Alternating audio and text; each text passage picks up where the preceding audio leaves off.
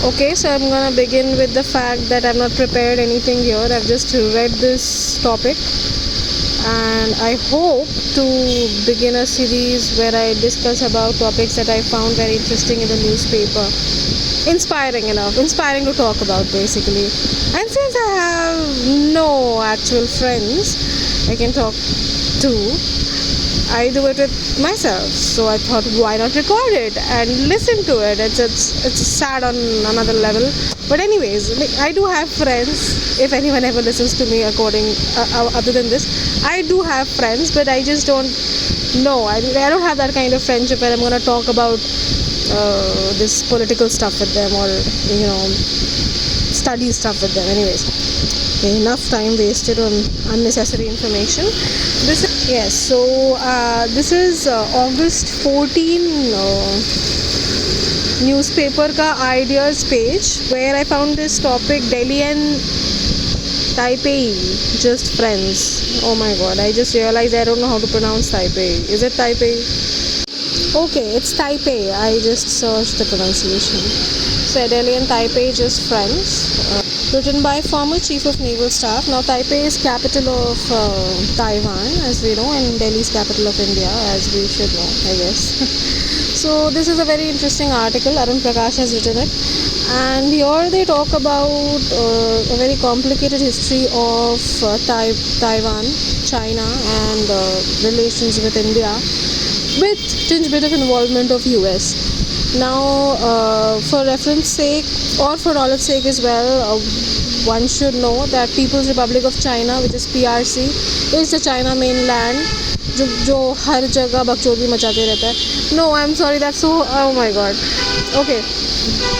Also, I'm thoroughly sorry for the background noise. I'm outside somewhere and I cannot control the factors here. So anyways, yes. So for reference purposes, I would like to clear that PRC is People's Republic of China, which is China mainland with capital Beijing, and ROC is Republic of China, which is Taiwan, with capital Taipei. And now Taipei and Taiwan. Basically, Taiwan is very prestigious issue for China. China has been trying to take control of Taiwan for years, which has not happened, for decades actually, which is also one of the contentions that we have. China and India's relationship is strained, and one of the reason is that also, other than the border issue, of course. So yes, so basically this article is about former defense chief's visit to Taiwan. Now I'm going to first highlight the what do we say, milestones of the entire article that I think, according to me, basically. So initially the article talks about the chiefs that visited Taiwan. Then they mention about an incident where China mentions, or PRC, that is People's Republic of China, mentions that India's options are very limited because it cannot afford to threaten security by messing with China. I'm using messing, it's an informal word. China did not say that they shouldn't mess with China. Basically, their point is that India has to be very careful because they cannot threaten their own security by, anyways. So yeah, that is one point. Then there is conversation about the history of Republic of China and People's Republic of China. Other than that, we have a conversation it begins from fall of Qing dynasty, goes into the civil war. Then there is a conversation about World War II. Then post-World War, where our ROC gets seat in UN. Then expulsion of ROC from UN.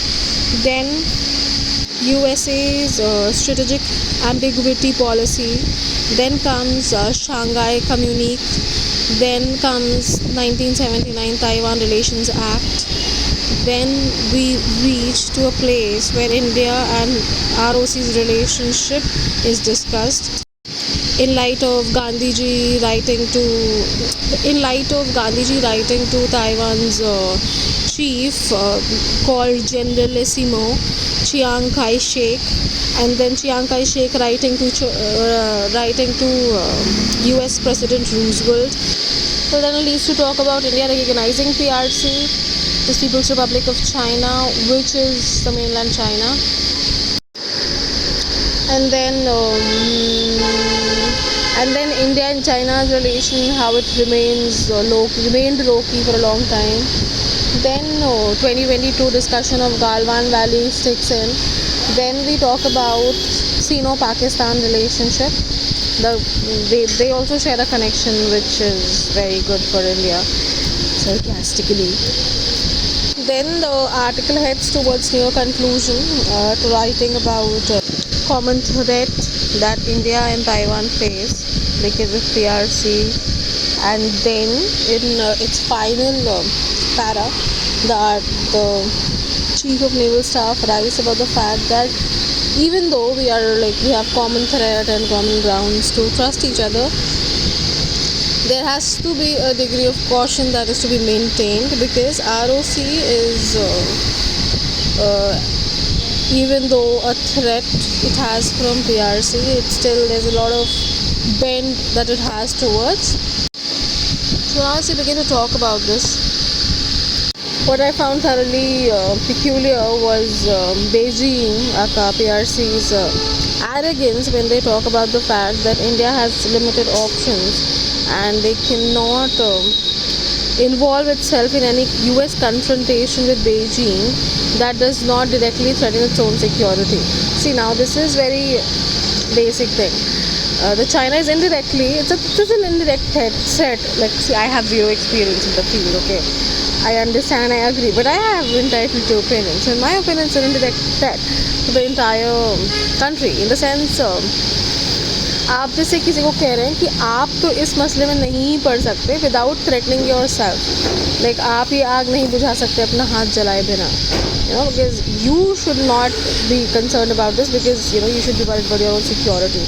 So इस equation में India supporting US को India को बाहर कर देता है support equation से.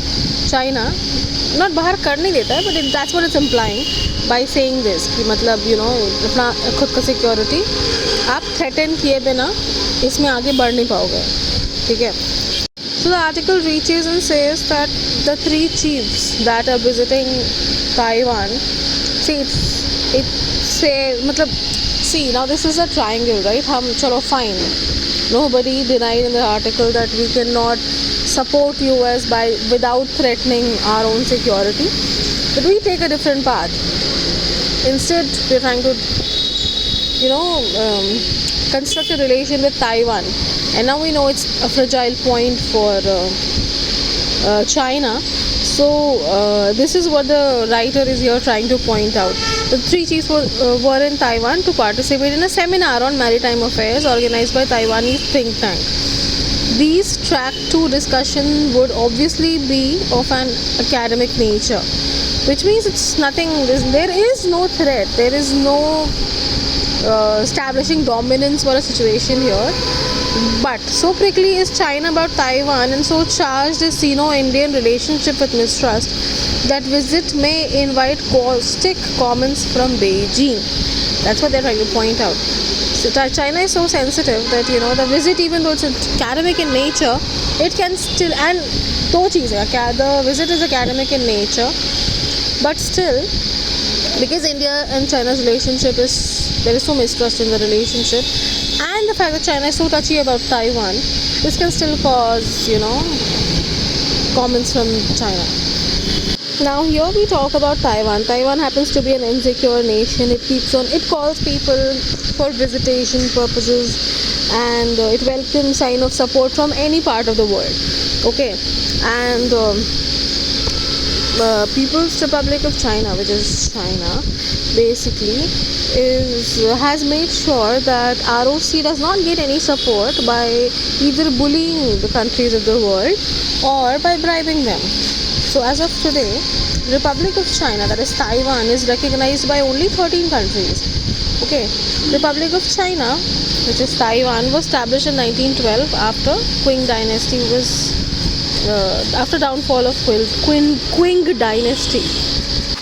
Now the downfall leads to a civil war. Civil war happens in 1927, and by 1937 there was a truce between Kuomintang and which is KMT party and CCP, Chinese Communist Party. Civil war was between these people, and the truce happens in 1937 between these parties. But after the World War II, the bickering, the fight, basically the truce ended after World War II, and the fight now ends in 1949 with communist victory. Communist is Communist Party, Chinese Communist Party. CCP wins over KMT. KMT is Kuomintang Party. Okay.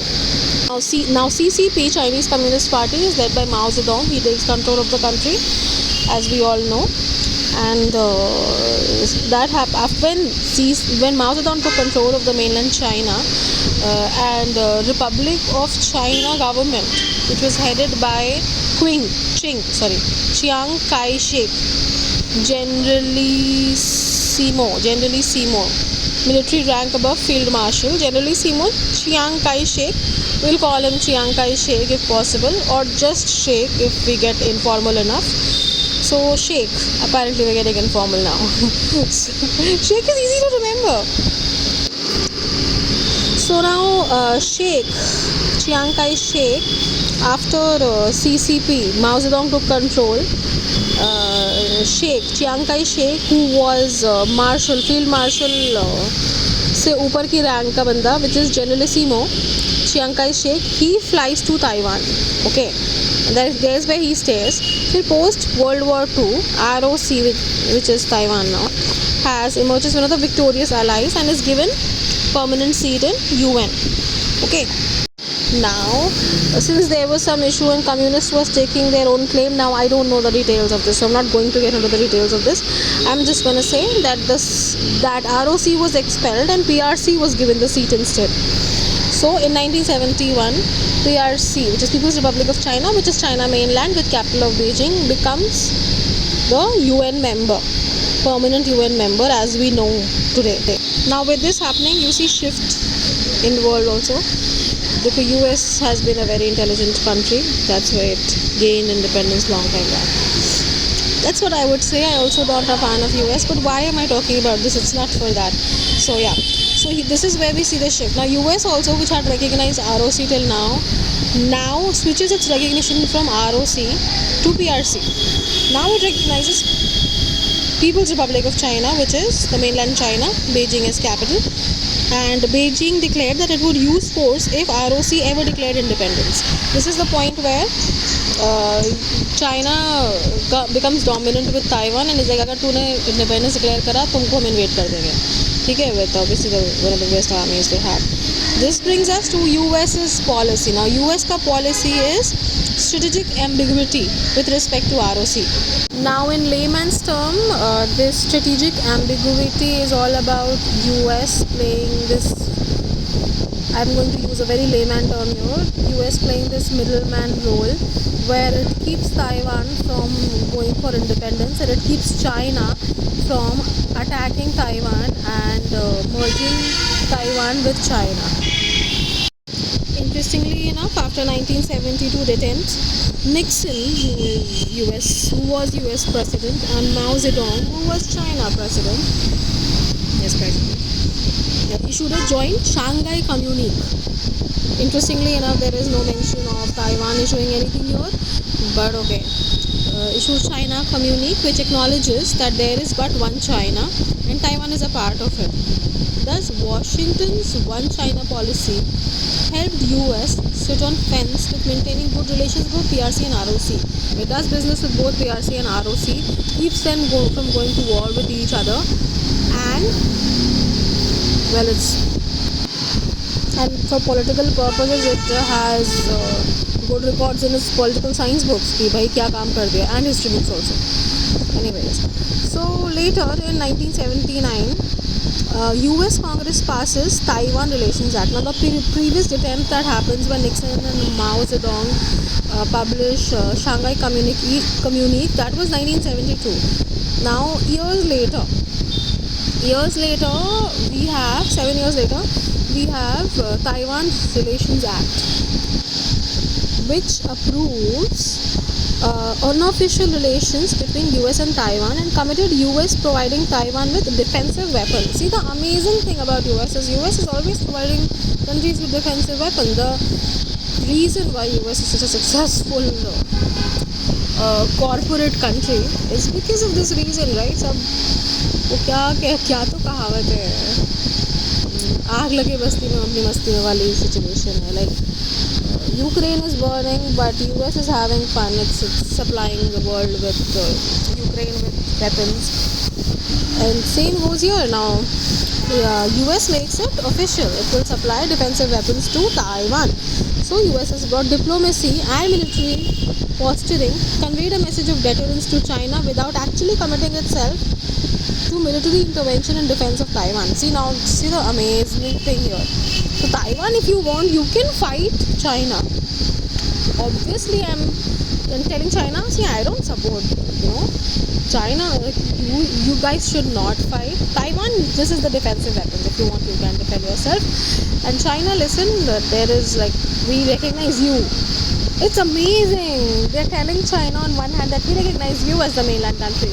And Taiwan is part of you. And telling Taiwan is a defensive weapon. Tu bacha apne aapko, tu merge mat hona China. So this is amazing. Now US and Taiwan and China are left behind. When next stage of conversation here is about India's relationship with ROC, Taiwan, Republic of China. So India's relationship with the Republic of China can be traced back to World War II, deployment of 1 lakh strong Chinese Expeditionary Force, CEF, strong Chinese Expeditionary Force, for defense of Burma.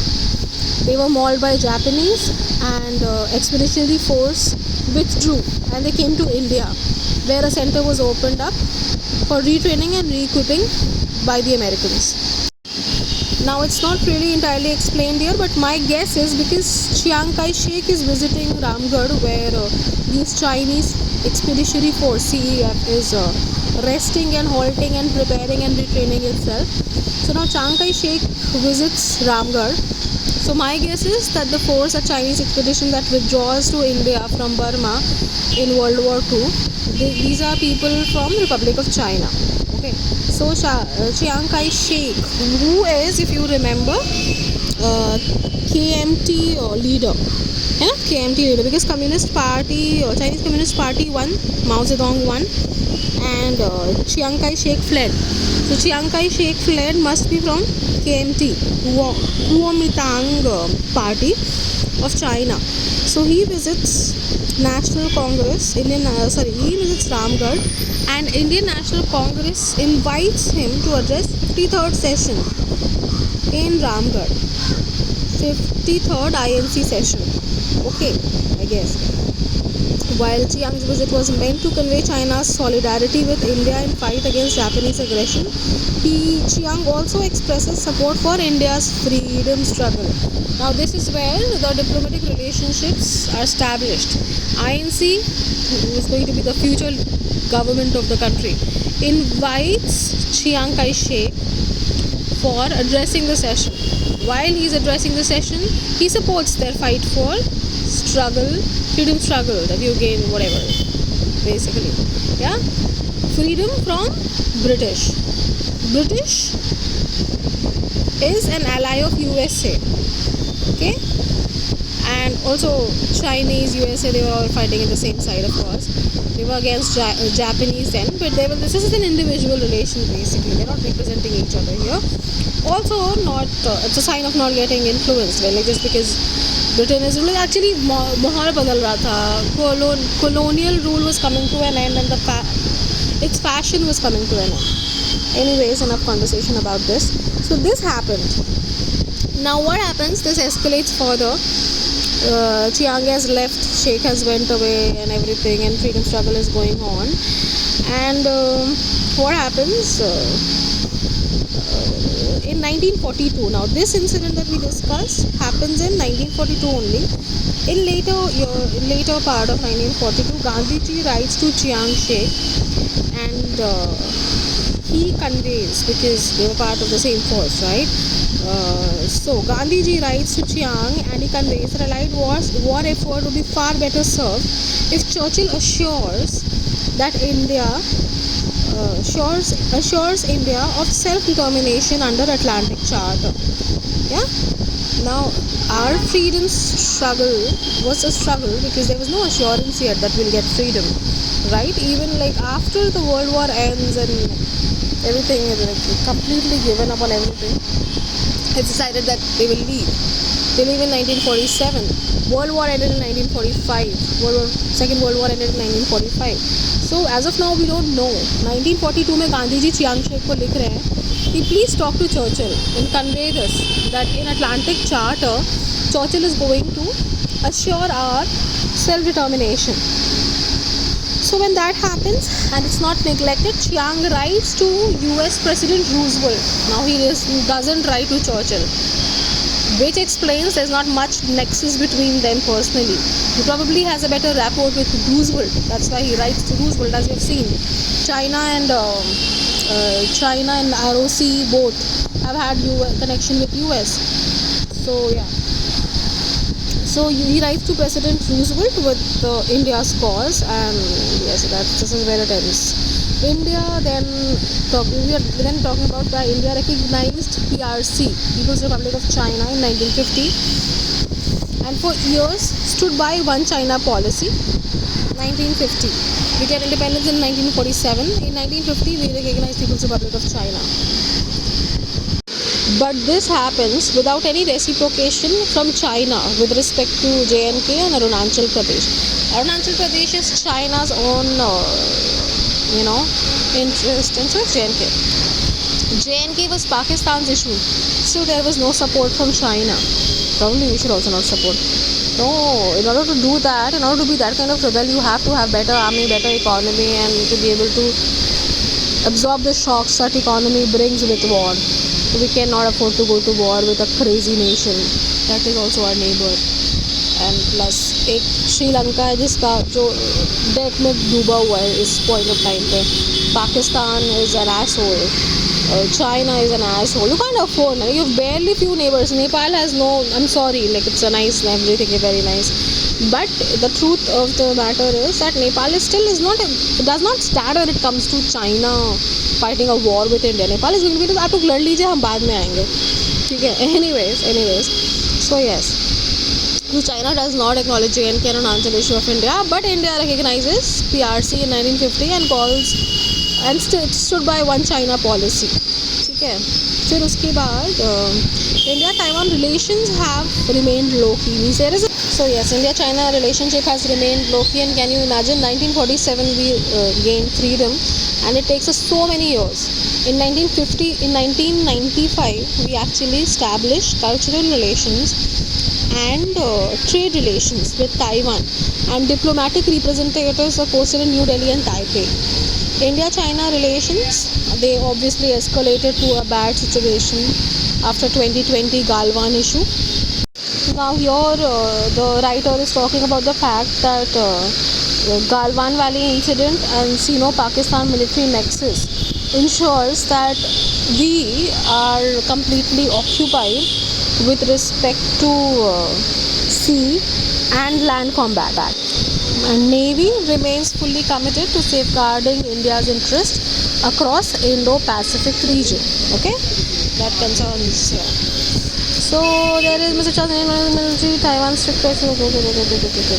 So now we reach to an end of this entire article where they are like on a very neutral note. They are saying that PRC is threat to both Taiwan and India, and we share this. This is one thing we have in common.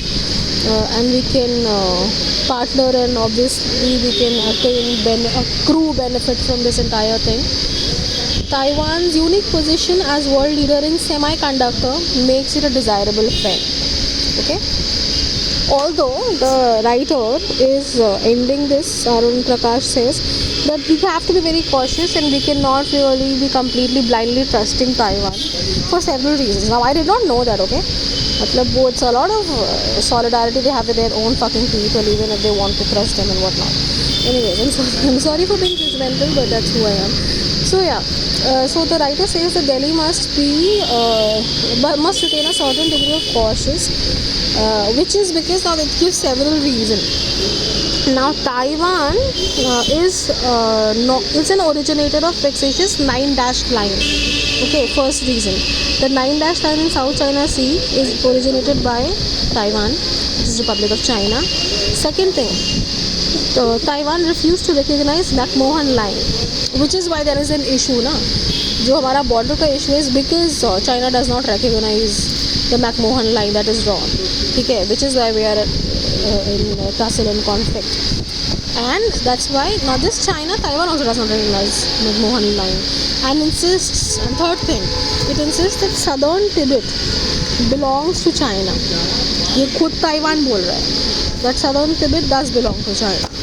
So this basically proves that although we are friends, we are, okay, but we cannot trust each other. Like there are friendly relations, but there's no trust. Not really. No trust, no, cautious now. It's not that no trust, just be cautious. So yes, I like this article. Liked enough to talk about it. I hope we do more of these things. Now I have to go back. Bye.